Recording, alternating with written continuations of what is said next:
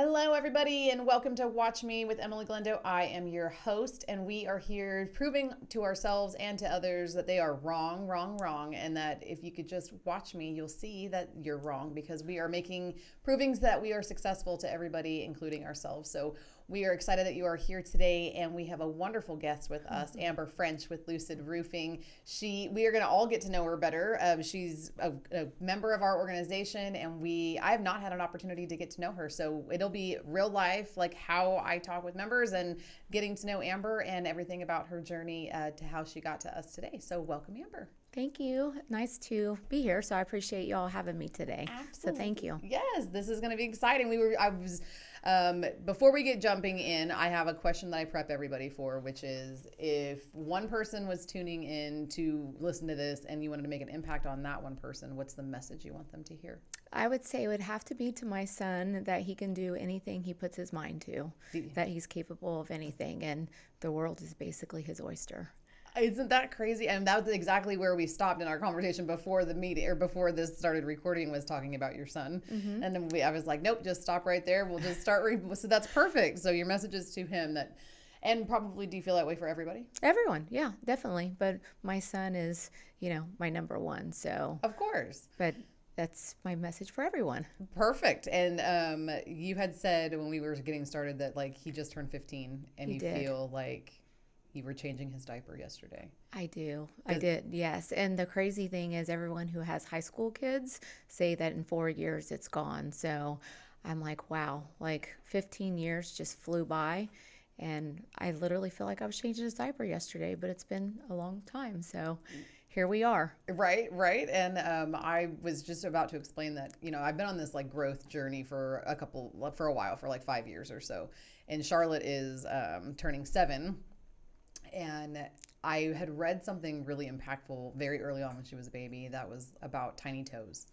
And like somebody, like an older person standing in line, having a very similar conversation to a baby and a mother and being like, as we all do, they don't stay that young forever, and like really paying attention to the tiny toes and like being present to every experience. And since then, and this growth journey, I've really tried very hard to just sit with her and like take it all in every moment that I can, to know that it's not always going to be this way. Yeah, it's so important because time is so precious.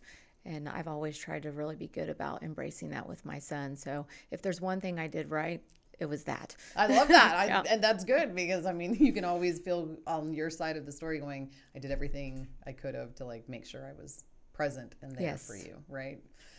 It's not always the best, but Yeah, so now I have to take his phone away because he's not present with me, but he's 15, so I think that just comes with the territory and the age. Yeah, for sure. Rick always tells me that, at some point, like, because she loves to, like, sleep with me and be, like, she's a barnacle baby. Mm-hmm. And so he's like, yeah, that's going to last right up until she's, like, 15 years old, and where she hates your guts and she doesn't want to speak to you ever and is in her room for 20 hours of the day.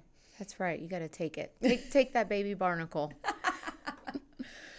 So let's start with, how did you come to us? How did you end up at Lucid Roofing? So I'm always fascinated about women in roofing industries because there are very few of them.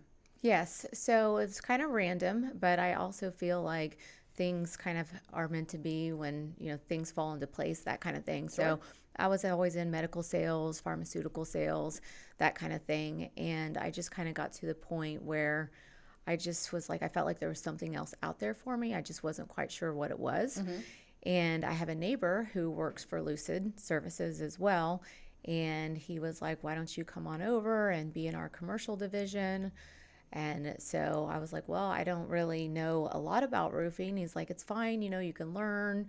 And so I came over, and it's just been a really good experience. I think that, there can be pros and cons of being a female in the construction industry, but I think overall it's, a good thing. I think you can learn anything. If you go from one industry, you can transfer over your skills. And I do a lot of business development, so it's stuff that I did in former roles. It's just a different industry. Right. I was going to ask that. Like, I've dipped my toe in the medical field before, and as much as sure, there's transferable skills and sales and gatekeepers and all of that, but medical people are very different.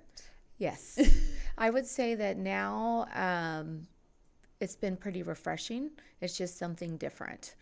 I've met a lot of really great people, doing a lot of different networking things. So like NIA has been really, essential to helping me. I've, met a lot of really great, have a lot of great relationships with people that I've met just from NIA. Oh, good. So I love to hear that. yeah. I'm interested in the medical field side. So how long did you do that too? I did that for like 20 years. Yeah.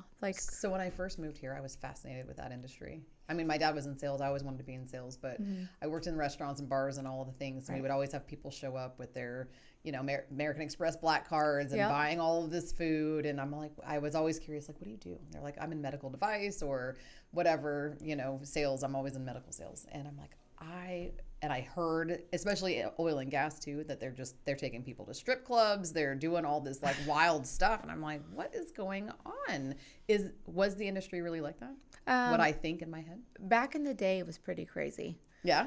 But that was many, many years ago. So now they have all different kinds of rules and things like that. So where you can't do all of those things. But they would take people on trips to Cancun. And I even had one physician one day tell me that he got this fancy leather coat from the Hard Rock Cafe just from his rep. Oh, okay. But you can't do that anymore. So right. I think those were like the good old days. The good old days. And it's funny, I found out about pharmaceutical sales because I was in college and I was also waiting tables. Yeah. So people were coming in and the doctors were coming in and I was like, oh, well, that sounds like a fun job. So that's how I got into that. So it's very similar that you say the same. Yeah. I mean, there's something attractive to that, I think. Yeah. Because it's in that industry, it really is just whining and dining. And having worked at a medical office, yes, vendors are coming in all the time and they've got all this food and it's just, I need some of your time, and it's just building relationships. But exactly. Physicians are funny. They are fickle. I think they're fickle people. And their time is very structured, if you will, at least the ones that I've met. But. Yeah. So it's very different, but it's very refreshing as well. So I'm glad I made the transition. Okay. Okay, good. And let's see. So what is it that you like the most? What is the most challenging thing about what you do right now? I would say probably, just coming from a whole different industry, right? So, and, I did that for 20 some years. So to do that and do something totally different, but it's really good because I feel like it's a big year of growth for me. So I'm constantly learning and it's a good thing. Are you just learning, do you feel like you're just learning the construction side, the roofing side, or do you feel like there's a new evolution to like your sales process and how you work with people? I mean, I think it's all of the above. Okay. Because I'm working with different people and it's a lot. It's a lot of things, but it's good. It's good. Wonderful. Let's go back to, so are you from Houston? Have you been doing medical stuff here in Houston? So I'm actually from the Midwest. Are you? Indiana. I feel like you have a Midwest vibe. Yes. So I'm from there, a little small town. I went to college in Indiana, graduated from college, and then just wanted to go live somewhere warm. So I put everything I could put in my car when I was 22. I didn't have a real job in Florida or in Indiana. Put everything in my car and drove down to Fort Lauderdale. Okay. And a couple girlfriends met me down there, and so I lived there for a long time. And then I moved here about 8 years ago. So my son's dad lives here, and so I wanted to bring my son closer so we could share him. Oh, that's nice. So here I am. I was going to say, you don't hear that very often. Yeah. That's nice. Yeah, so then my son didn't have to go back and forth, for many, many years. So we got here right before he turned 7. He's almost 15.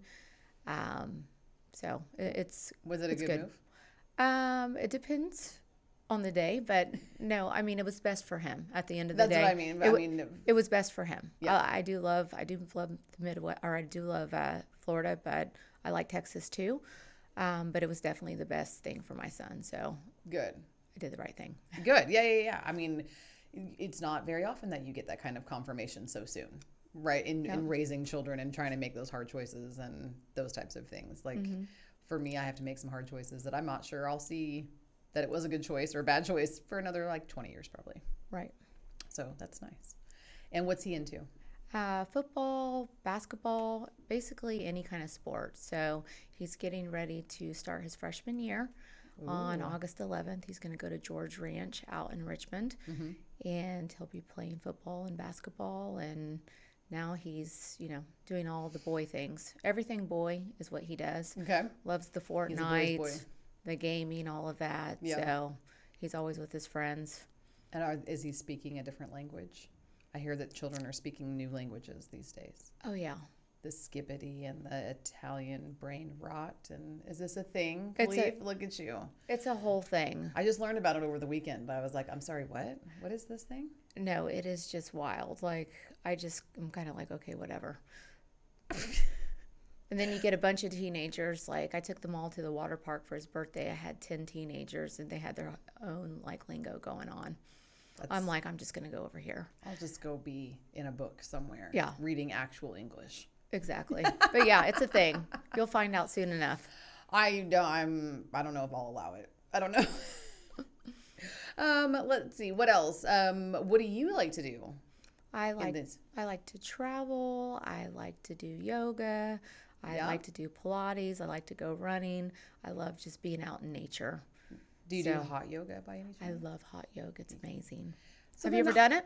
Yes, I'm trying to figure out why you think that you would have a heart attack if I did. I was telling you about contrast therapy. I feel like I'm going to have a heart attack in hot yoga. Just all by itself. Like I have to get to a place where I have to stop and like breathe through my tongue and all of that because that's extreme. Well, you'll get used to it. So it's probably similar. I think that it's more of a hydration issue. I probably, because I network a lot, I do drink a lot of alcohol. Not a lot, but like I'm not balancing enough hydration with that. So when I go to do hot yoga, I have not properly prepared my body for that kind of experience. Okay, so that's important. Yes. How often do you do that, the hot yoga? I haven't in a while because there was a studio down the street from my house on the lake, and so I would go there every Friday with my friend Courtney, who came and did our agenda last month. Were you there? No, I had a sub. That's right. Josh. I wonder how he felt about that experience. It was pretty touchy-feely. Oh, okay. In terms of like digging in emotionally for her agenda, but nonetheless, so we would go every Friday, and she moved and I moved, and I haven't found a studio. And how did you feel after you were done? It feels amazing, alive, right? Alive, yeah, for sure. I love it. Yeah. I feel like everything that's in your body is gone by the time you leave. 100. That's all of the thoughts and the toxins. Everything. All of it. Yeah. Everything. So I love to do that. Yeah, very active. Do you belong to any? I've been hearing about like to build community. Do you live in the inner loop? I live in Sugar Land. Oh, okay. But I hear that people have like run clubs and bike clubs and like all this stuff. Is there like a yoga? I go to Lifetime just because I have all the things there, and they have really good hot yoga there. I didn't realize they had hot yoga there. Yeah, they have everything. Nice. What else is good? What about you? Do you date? Are you married? I am not married, and I'm not dating currently. Okay. I'm just worried. I'm just taking care of my kid right now. Yeah, right. You're like, and that's it. That's full. That's all I can focus on. Yeah, I'm just making sure I have everything. He has everything he needs for me, and he is my focus, and that's it. What do you do for joy? Travel. Okay. Work With him out. or by yourself? Do you I do do solo both. trips? I do both. Talk to me about this solo trip. I hear I'm also newly divorced, so I'm always exploring what people do with their So time. I haven't done the solo trips yet. Like I'll go on trips with like my girlfriends, but I definitely want to start doing like yoga trips in other countries. Yes. And just going alone. So I'm definitely going to do that. And I wanted to do that before, but it just hasn't aligned with my parenting calendar. Right. So I'm thinking once my son is out of the house, then I'm going to have much more flexibility to go do that. Gotcha. So my yogi at my studio, I don't think she's there anymore, but Annie Camp is her name, and she is from South Africa, I think. She's one of the best yogi instructors I've ever seen. She's so much fun, but she does those retreats all the time. She just got back, did one last summer in Italy, Costa Rica. Like they look incredible. I love it. Yeah. You should do that. I should do that. There's lots of things I should do. That's definitely one of them. But yeah, I'll get you connected with her if you can, or at least you can like her Facebook page and see when she's posting. Please do, because I follow people just because I'm like thinking about what I am going to do. And one of my best friends, she went to Costa Rica on one of those retreats, didn't know anyone, and she's like, it's the best thing I've ever done. So she's going to make it a habit. And so that is definitely a goal. I've heard this. Like, I think it would be amazing just to go with like-minded people. You're going to make all those connections. Yep. It just sounds amazing. It really does. My sister goes to, there's a place in Portugal that is like a health athletic resort, if you will. Like and it's all kind of the same thing, like a bunch of CrossFitters, and they wake up and they've got all this stuff, and it's just like super active, and it's in Portugal, and it looks amazing. It's an island off the coast of Portugal, but I think all of that sounds amazing. Yeah. Minus the CrossFit. Right. Well, they also have like hula hooping and paddleboard, like, but the entire schedule, which would typically be at like a resort, is drinking or trivia or whatever, is all something physically active, right, in a group setting with others. So, okay, and let's see, we've covered joy, self-care. I'm trying to think of other outside of. What do you need for work right now to feel successful? I think just building more relationships. I feel like that's the way that, people grow, really, is I help you, you help me kind of thing. Right. In the medical space, did you develop referral partnerships, or did you do the old school pulling on doors, fighting with gatekeeper thing? It was both. Okay. But a lot of it was the gatekeeping, so. Schmoozing the front desk to get to the physician's calendar. Yep. I was the front desk for a minute. Okay. So, but because it is very different, I think, in this space. I mean, there is, especially in the commercial, there's lots of still door pulling and gatekeeping and all of that. But there's at least an avenue. I don't really feel like the medical world has a networking version. They really don't. I mean, you might know some people, like doctors, that can refer you to their friend and that kind of thing, but it's totally different. I feel like every other industry is just a lot different. Yeah. I have a friend who's very deep in the medical industry and works with neurosurgeons and such. But I had an interest from somebody about building an NIA group specifically for the medical industry because of this topic. Right. Like, there's just no access and all of the things. And I floated it by her, and I was like, what do you think about this? Would this be possible? And she did exactly what you are doing right now. And she's like, absolutely not. And I'm like, why not? She's like, you can have BD people there all day long, but if you want the physicians in the room, the answer is no. Exactly. Yeah. I'm like, there's no value in them like developing referral partnerships or learning how to run their business, because quite frankly, they don't know how, in my experience. They know how to be great doctors. They know how to maybe hire and run a staff and hire office managers, but like the business side of things, anyways. And so she's like, nope, they don't think they need it. I would say she's probably right. Okay. Confirmation. I'm like, because I was going to spin some wheels trying to put a group together for that purpose too.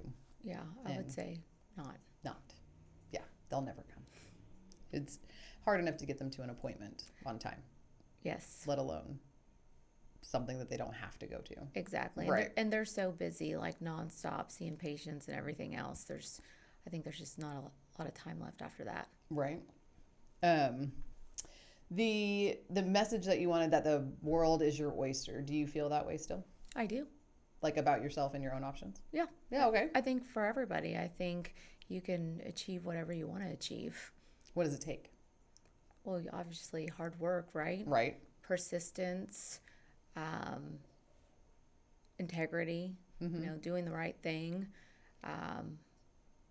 following up with your customers, just providing a good service. Customer service is huge. Yes. So I found that, like at Lucid Services, we focus on customer service. So I have a lot of times people will tell me, oh my gosh, like this is like so nice, like, and refreshing, because we do what we say we're going to do. We show up when we're going to show up. Yeah. We're fair. We're never going to try to sell you a roof that you don't need.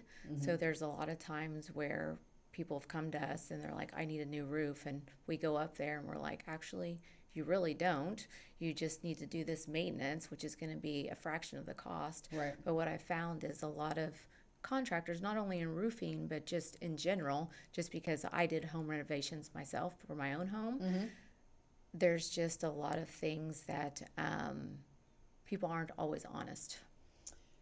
Yeah, and I was actually talking to another member who's a general contractor who owns it's a woman who owns a GC company, and having that discussion, like the fact that she is a woman, actually I think feels like it gives her a leg up just immediately in the trust factor. Right. Right. We've been conditioned over many long time that auto mechanics, contractors, plumbers, right? Like we don't know. We're just dumb ladies who don't know anything, and so that to have another woman be able to come in and just say, yeah, I've got this, and speak our language, it immediately changes, I think, the buying relationship, the customer service experience, because there's an immediate trust factor there that isn't typically there. Right. And I also think with women, we're a little bit more detailed for the most part. Yeah. So we're very focused and don't really skip a beat with certain things. So I think that is, something that's different as well. I think so. And Lucid it's a husband-wife team, yes? Yes, correct. Okay. So, I mean, there's a woman in charge is what I'm saying, as well as you being there. Yeah, there's two. There's two male owners. Okay. Yeah. I thought Marcy. Marcy. Yeah, and she's an owner. She's part of that as well. Gotcha. Okay.